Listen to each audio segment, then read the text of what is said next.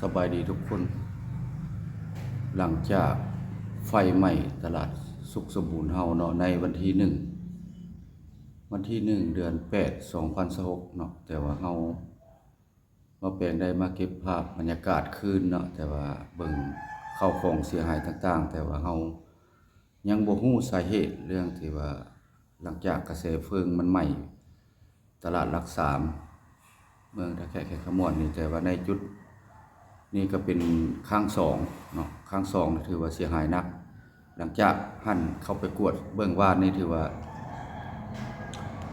แต่ละตึกแต่ละร้านเนี่ยก็เสียหายหลายตึกกี่เติบเนาะท่านผู้ชมแต่ว่ายังสรุปสาเหตุบ่ได้เนาะเพราะว่ามีหน่วยกู้ไฟทีมงานไทยเฮาอยู่ฝั่งนครพนมที่ว่าเข้ามาทางฝั่งลาวเฮาเนาะแต่ว่าหน่วยดับเพลิงก็สิมี5คันเพิ่นเข้ามาช่วยก็บ้านพี่เมืองน้องก็บ่ทิ่มบ่ปะบ่ปล่อยบ่ละบ่ไล่กันเนาะก็ขอขอบคุณหลายๆเนาะนำพี่น้องชาวไทยเฮาหรือว่าที่ว่าบ่ปะบ่ปล่อยในเกิดอุบัติเหตุในหลังจากเพลิงสงบลงแล้วก็มีข้าวของต่างๆเพิ่นก็พอขายเพิ่นก็ขายไปให้สัตว์ให้หยังกินเนาะเป่า 100,000 กิก็คือบ่อนใบว่านนี่แหละสิมีกิฟให้เบิ่งให้ชมเนาะท่านผู้ชมไปติดตามชมเบิ่งว่าสิเป็นจังไดเนาะไปเบิ่งนำกันพี่น้องพอละแสนพี่น้องประเมินเครื่องเสียหายยังบ่ฮู้ยังบ่ได้สรุปสาเหตุยังบ่ได้สรุปตอนนี้ยังมาเบิ่งอันเข้าที่ว่าบ่อนไฟไหม้หั่นเพิ่นขายเป่าละแสนไปให้สัตว์เนาะนี่พวกนี้เข้านะหลายตันเติบละหลายต้นเติบ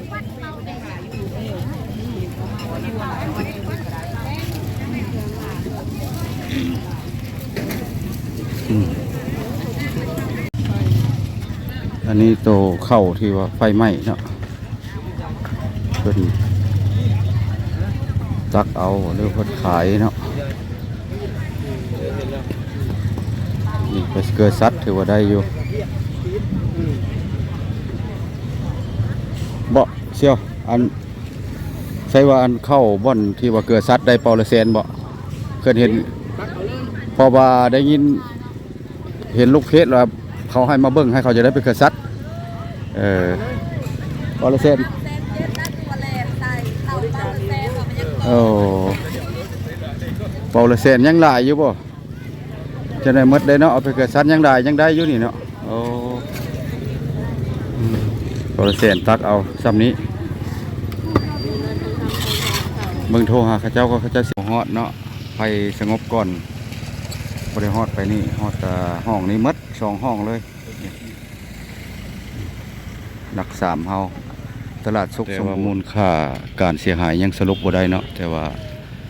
ถ้าว่าฮู้เจ้าหน้าที่เพิ่นสรุปผลงานที่ว่าสูญเสียหายแสดงความเสียใจนำผู้ถึกผลกระทบแม่ค้าชาวขายเฮาเนาะที่ว่ากระแสไฟเกิดลัดวงจรจักเกิดสาเหตุหยังก็บ่ฮู้เนาะพี่น้องเพราะว่ายังบ่ฮู้สาเหตุแล้วก็ยังบ่ฮู้ว่าเสียหายเท่าใดในครั้งนี้เนาะตัวนี้มาเก็บภาพคืนวันเสาร์นี่ก็เห็นรถไมโครมาบุกเบิกเนาะ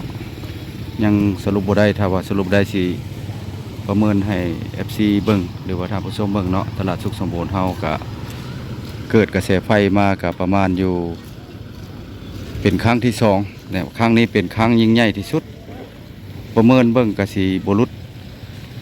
3-4 ล้านบาทพอบ่จักแล้วเนาะพี่น้องเห็นบ่กว่าเนาะตามประเมินเท่าดาวบ่เนาะตัวนี้เนาะ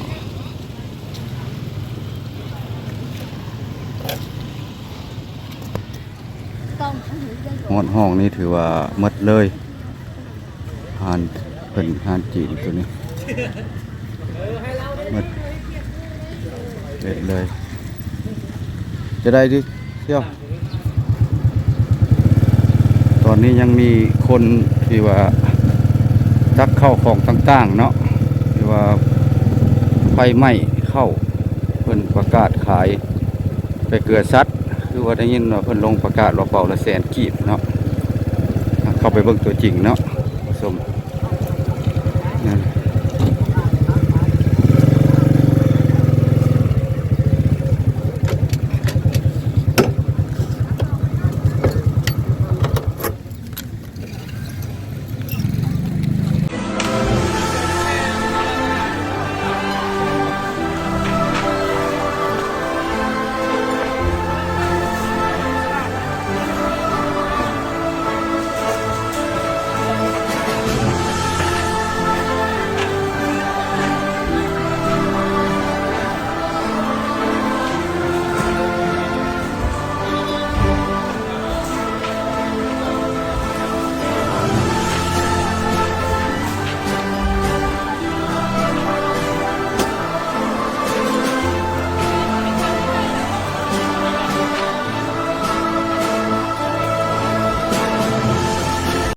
ำหรับคลิปวิดีโอนี้ก็มาอัปเดตขึ้นเนาะตลาดสุขสมบูรณ์เฮาหรือว่าตลาดรักสามแข่งคำม่วนก็หลังจากเฟิงสลบลงก็ยังแล้วก็ยังบ่ฮู้สาเหตุไฟลัดวงจรบ่หรือว่าแน่ใดเนาะแต่ว่ายังบ่รู้สาเหตุว่าผลเสียหายนี่ก็หลายเติบเนาะ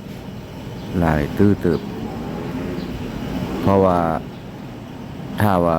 ฮู้เจ้าหน้าที่มันสรุปแล้วป้าแปงจะได้อัปเดตหน่อยอีกเทื่อนึงพี่น้องสำหรับคลิปนี้เนาะก็ขอขอบมกขอบใจนำพี่น้องชาวไทยเฮาที่ว่าเอารถดับเพลิงมาช่วยจำนวน5คันที่ว่าหลังจากเพลิงสงบลงอยู่นครพนมเหตุเกิดที่ว่าในตลาดรักษาเฮาก็ว่าที่1 เดือน 8 2026พี่น้องเวลา 12:30 นพี่น้องไฟไหม้ขึ้น